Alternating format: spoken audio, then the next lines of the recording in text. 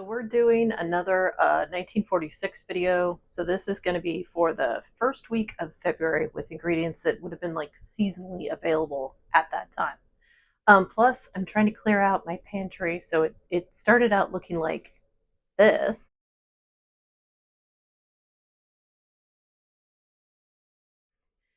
And eventually, with the help of one of my kids, ended up looking like this.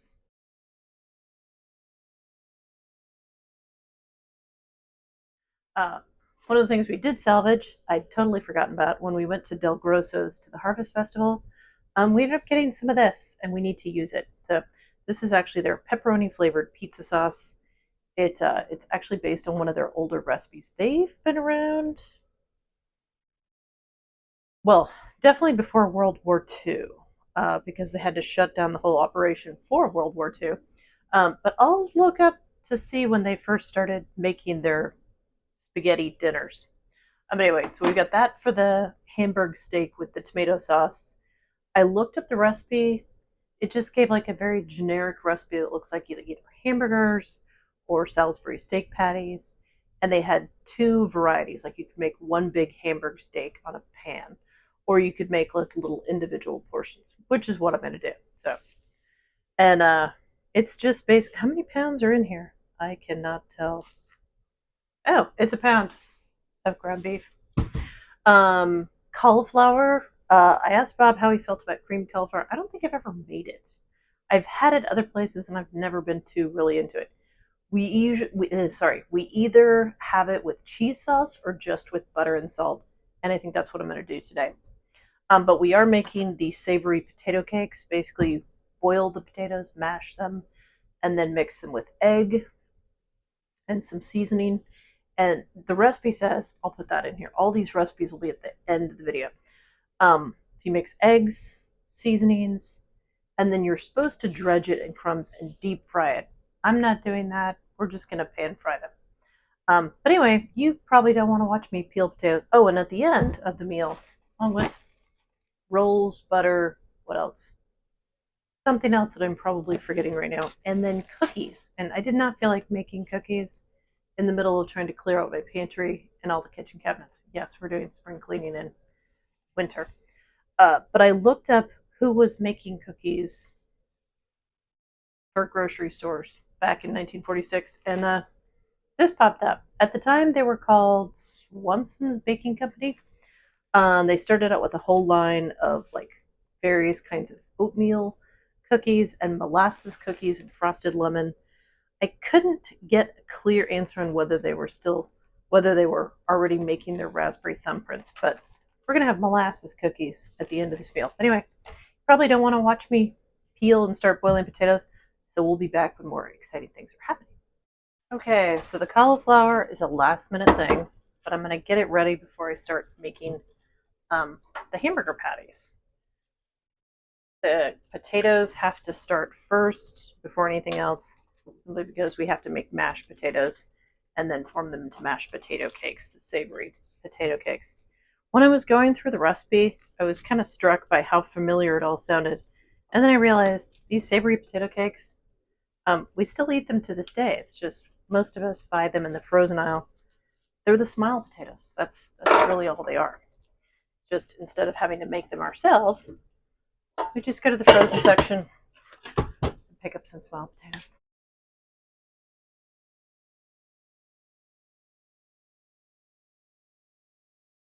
Okay, so we'll get the cauliflower out of the way, and then we need to make our meat patties.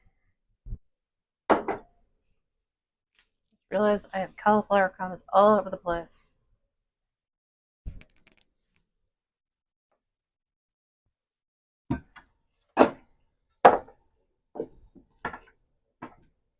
So in the recipe, they're aiming for like a browned 2 cups of hot mashed potatoes.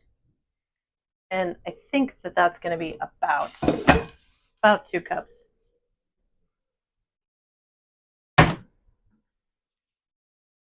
And on the Hamburg steak, a lot of these recipes are really tame on the seasonings, like salt, pepper. Interestingly enough, in the potatoes, they were like, put some mint in there. And I guess back in the day, mint and potatoes were like a thing that was popular. I guess people were used to it and liked it. I don't even want to think about what would be the reaction from my family if I tried to serve them McCain's smile potatoes infused with mint. I think it would probably be not great. But anyway, it's usually like salt and pepper, maybe a few herbs. I think they were just assuming that each family or cook had their own like spice blend that they like doctored things up with.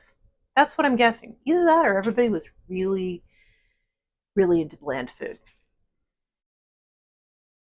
I am not into bland food. So we're going to do a little fresh cracked pepper, some seasoning salt, and then probably some Worcestershire sauce. Basically, if I can get this off,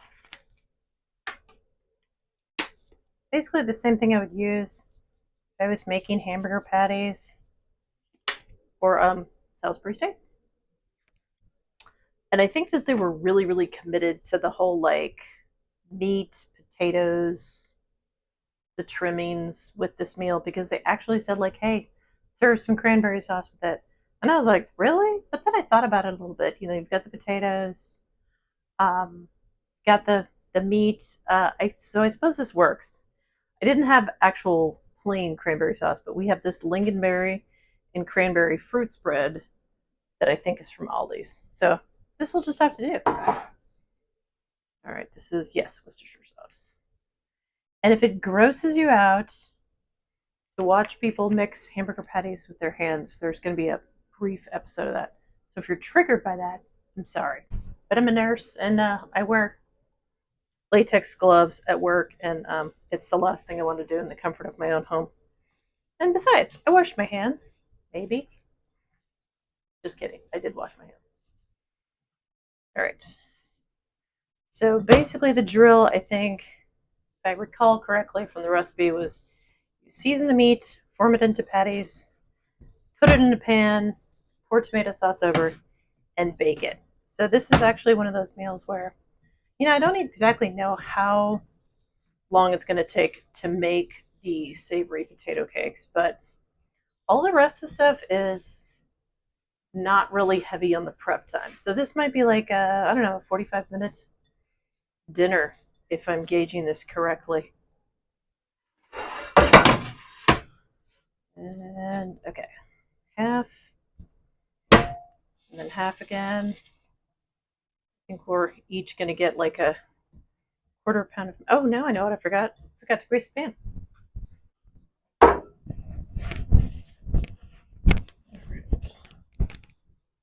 Now my hands are definitely washed.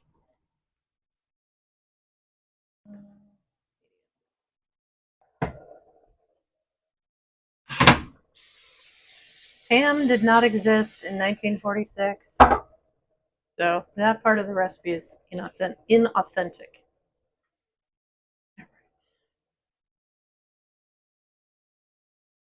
There are some other very intriguing recipes in this cookbook. Um, they actually have a recipe in there. Well, they actually have several recipes for game, like how to select rabbits for cooking. They're like, choose the ones with the soft ears and paws. I apologize right now to anyone out there with pet rabbits. And that's not even the extent of it. They talk about like the best time of year to get mallards and canvasback ducks. And they even have a recipe for roast opossum, yes, and Brunswick stew made with the traditional squirrels. Yeah. So it's definitely a cookbook for, I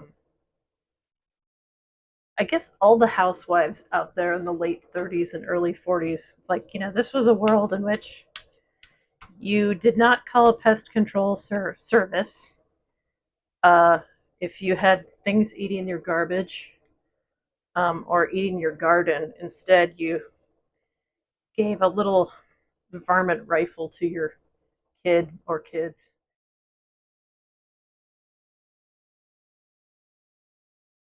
And go like, go get dinner. You know, meat's expensive. Go get the rabbits that are eating mom's tomatoes. Definitely a different world.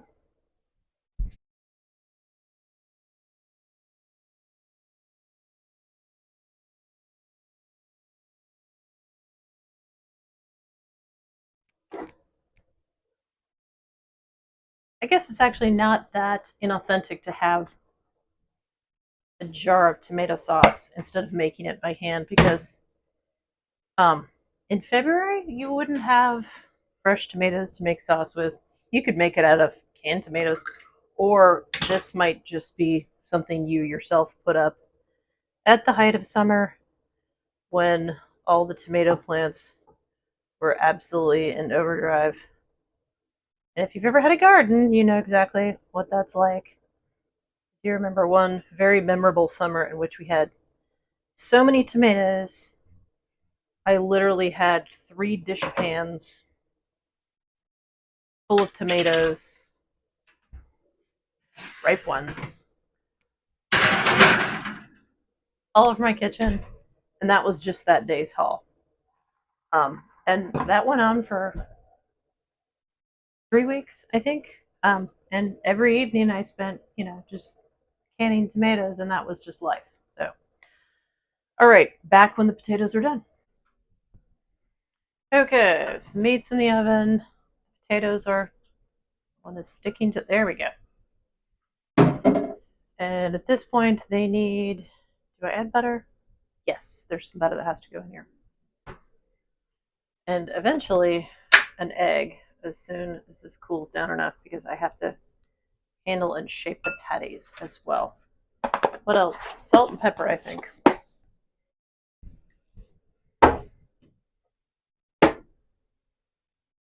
While I'm doing this, I probably should get the oil going. So we're not deep frying these like the recipe says because I just don't mess around with deep frying. It's too big of a hassle. It's also kind of dangerous. But we are going to use enough oil to kind of mimic that.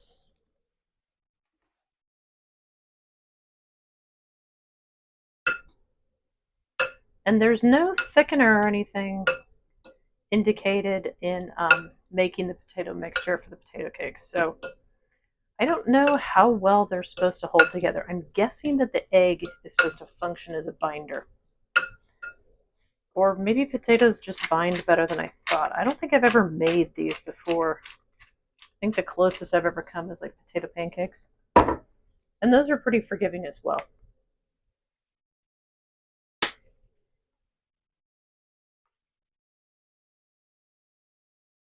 None of us are on a salt-reduced diet.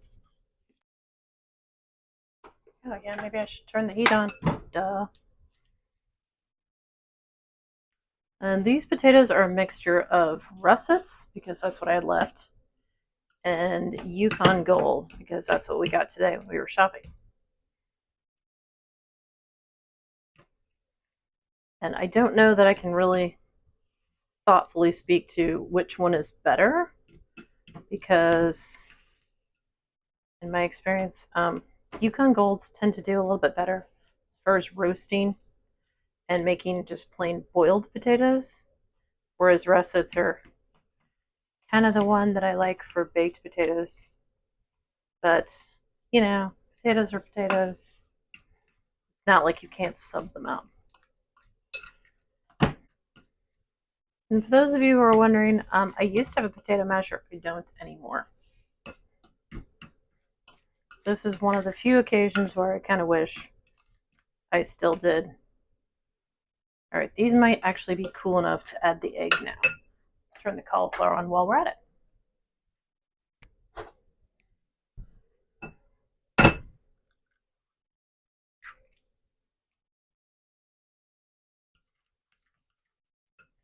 And I can tell by the way the oil looks, it is almost hot enough to do the potato cakes.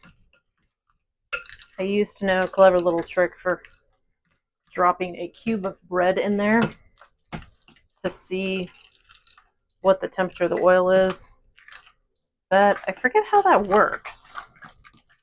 And at this point, I think I'm just going to make like a test potato cake and see how it turns out. All right, that should do it. Now we need a spoon and a plate with some paper towels on it.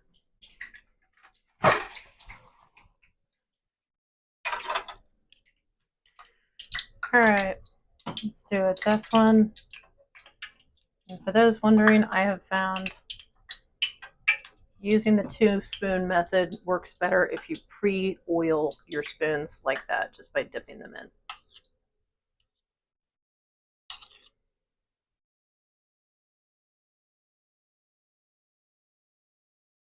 All right, we're going to test out the first one, see how it does.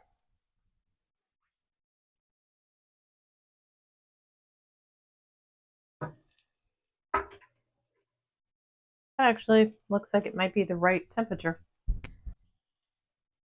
Ooh, yeah, I think it is.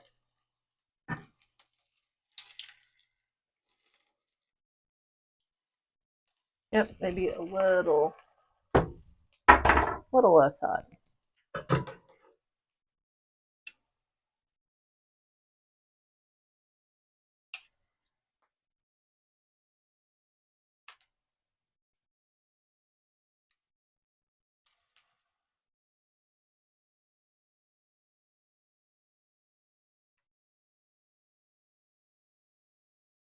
To say, I have done this with a corn batter, and potatoes are easier to manipulate than the corn batter is.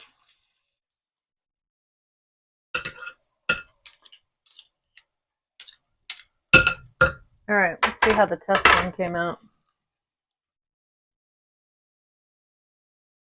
Yeah, not bad at all. Trying not to drop it on the floor.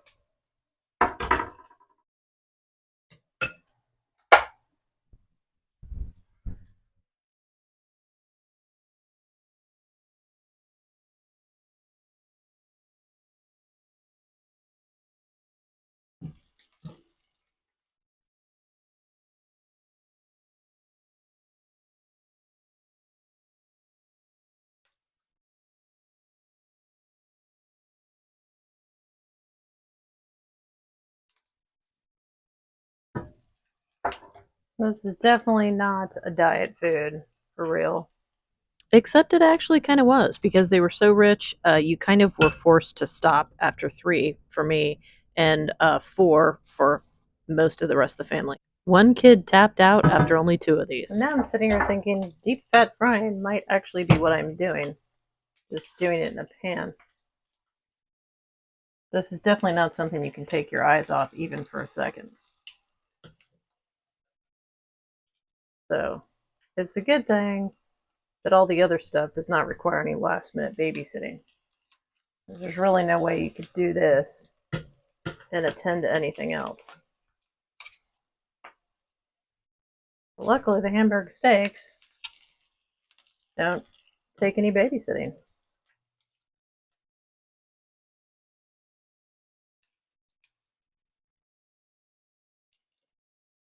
And if you're wondering how I can remember which ones I've been cooking for how long, I can't really. Like this one I left a little too long. Oh yeah, that one's done. Well, maybe not. Pretty sure my cardiologist would not approve of me eating this. But, maybe in moderation it's okay.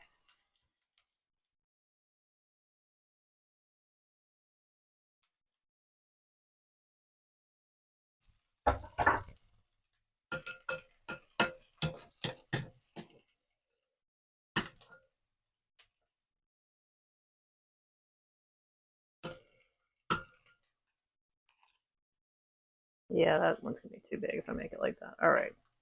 These last ones might turn out to be kind of small.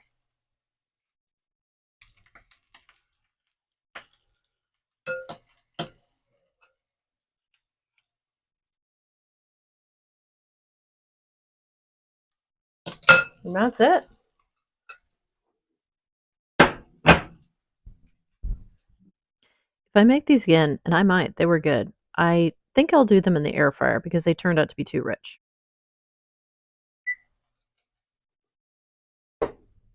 The other problem was that the potato was just a little too soft. So if I make these again, I'm going to have to put some instant potato flakes, I think, or something in there to make the batter well, to give it a little more body. The biggest problem with pan frying these, though, is they require constant attention. You literally can't stop and do anything else. All right, and at this point, the savory potato cakes are almost done. I'm going to drain the water off the cauliflower and toss some butter in there.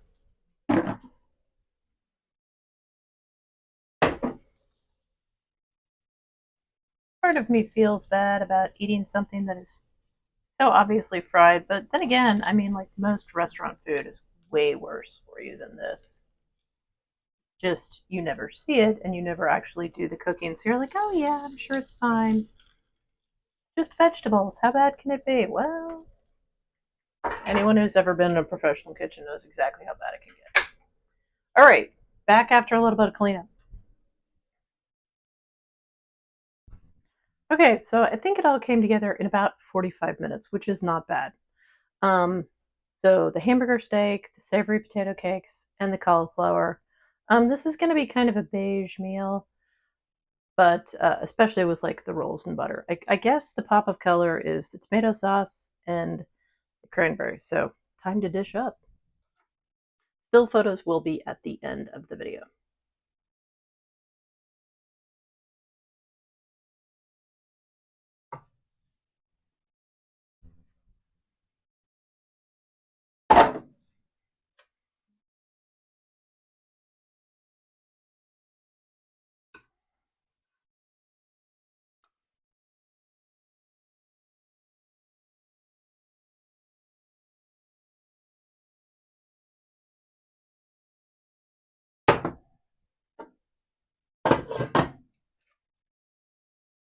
And the potato cakes, I'm guessing, are going to, well, I guess they're sturdier than I thought. Now that I've jinxed myself, they'll break apart all over the plate. Well, maybe not.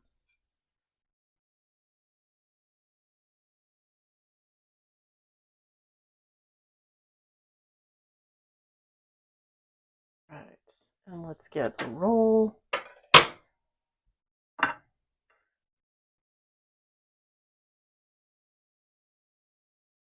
Here. And some cranberry sauce.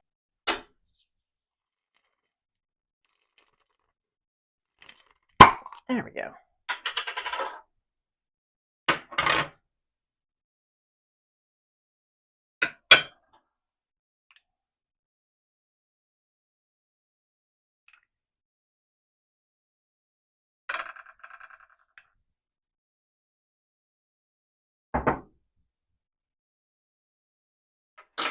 All right. And then to get still photos.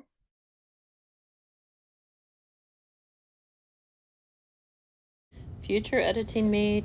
Sorry about the audio problems. The furnace kicked on in overdrive when I was filming this. Okay, everybody served. It's my turn to eat. Um, General ratings from who I could get it from. Everyone seemed busily interested in chowing down rather than telling me how the food was. So I guess that's a good sign. Between a 7 or an 8 on both the hamburger steak and the potatoes. Rolls just taste like rolls. And cranberry sauce is cranberry sauce. So that's what their thoughts were. Now I'm gonna taste it. And one kid said that the hamburger steak was a little tough, but that is the nature of a baked hamburger steak, unless you want to stir in a bunch of breadcrumbs or whatever, which will make it softer, but it will also make it taste more like meatloaf. All right.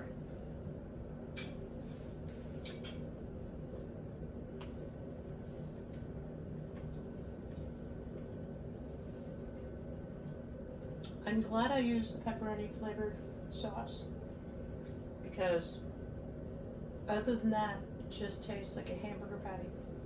Good hamburger patty, but a hamburger patty. All right. Time to, well, taste cauliflower. Taste plain first. Tastes like cauliflower. Curious as to what it would taste like with a little sauce on it. The sauce is really good. Now I regret not buying more of it when we were at not Knubble's, Del Grosso's. Ooh, yeah, that's good sauce. Luckily, there's plenty of sauce too. I probably could have gotten away with just using the half jar. I'm glad I used the whole jar because I think I'm going to be putting sauce on everything on my plate.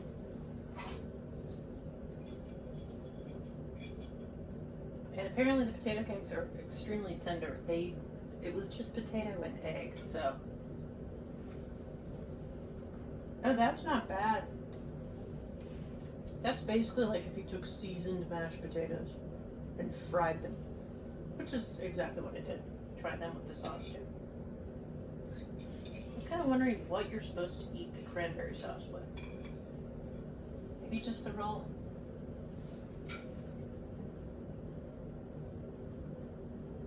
Oh yeah, that sauce is good with the potatoes. You know what? Let me try a little of the hamburger steak with the cranberry sauce because I have a feeling that the people who designed this menu did not expect somebody to basically dump an entire jar of sauce on the hamburger patties.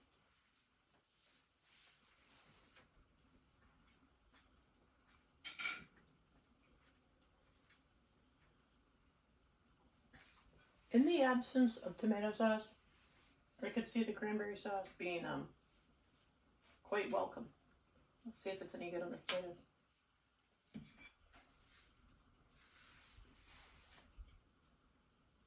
Oh wow, that's not bad at all. I think I like that. I don't know why I'm bothering tasting a roll dipped in pizza sauce. Of course, that's going to be good. That's very good. All right, I'm going to go off and eat the rest of this. I would give this basically about what they gave it, like a 7 or 8 out of 10. I would make the potato cakes again, but not regularly because that is like a diet killer. Delicious, but a diet killer. I think I might make these hamburger patties again, but I think the next time I make the hamburger steak, I'm going to use the same sauce, although probably not as much. But I think I'm also going to put a few breadcrumbs or something in there because it is kind of thick. I think I made the patties too thick. It's my first error. Yeah, I think I made the patties too thick, and I think they could stand to be lightened up a little bit with breadcrumb. But as far as like the whole as a cohesive meal, this is not bad at all. All right, if you like this kind of content, please feel free to like and subscribe. But even if you don't, I hope you have a fantastic day. Still shots, recipes will be at the end of this video, and the historical blurb. All right, thanks. That was a very satisfying meal. That was 700 calories and I think about 23 grams of protein, probably closer to 30 if you count the milk. Milk was a very standard beverage for the day.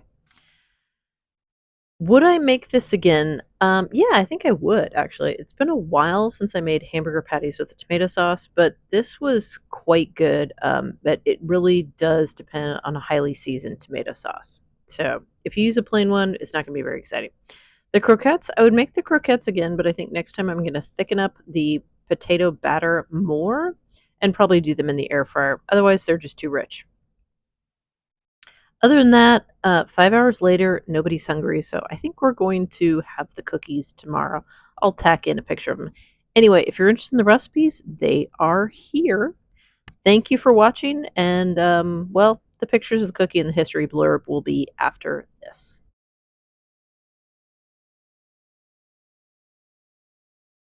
Okay, obviously it's a whole nother day, but you know, hey, first thing in the morning, I actually have an appetite. And initially I felt kind of bad, thinking, oh yeah, I'll just have like cookies for breakfast. But if you look at a bunch of packaging for breakfast bars and packaged quick breakfasts, and I'm not talking about like the obvious bad stuff like Pop-Tarts. I think everybody's pretending with the Pop-Tarts. I'm talking about stuff like Belvita. Even Belvita is not that great. So like these are 100 calories for one. That's actually a pretty sizable cookie. Belvita for a pack of 4 kind of small biscuits It's 230, so it's like I don't think we're doing too bad. What's Belvita for sugar? Total sugar's 10 grams. This is probably going to be worse. Total sugar's 10 grams. So, I mean, they're kind of the same, basically. Anyway, today we're having molasses cookies. We'll see how they are.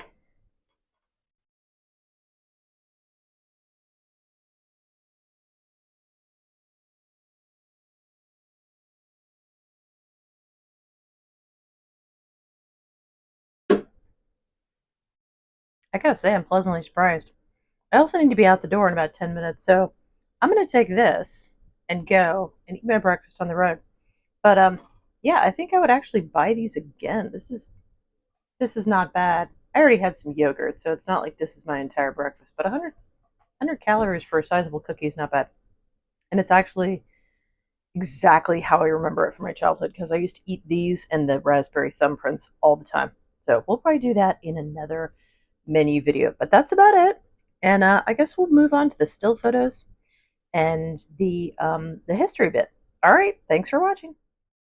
What else was going on in 1946? Well, the very first transatlantic flight from the U.S. to Paris. Yeah, they used to be even worse, believe it or not. It actually had to stop and refuel in Gander, Newfoundland. Yes, that Gander from 9/11 days, and in Shannon, Ireland. But it did make it, and you could probably even smoke.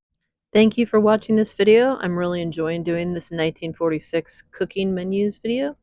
If you want to see more of these, I'll put the playlist up here.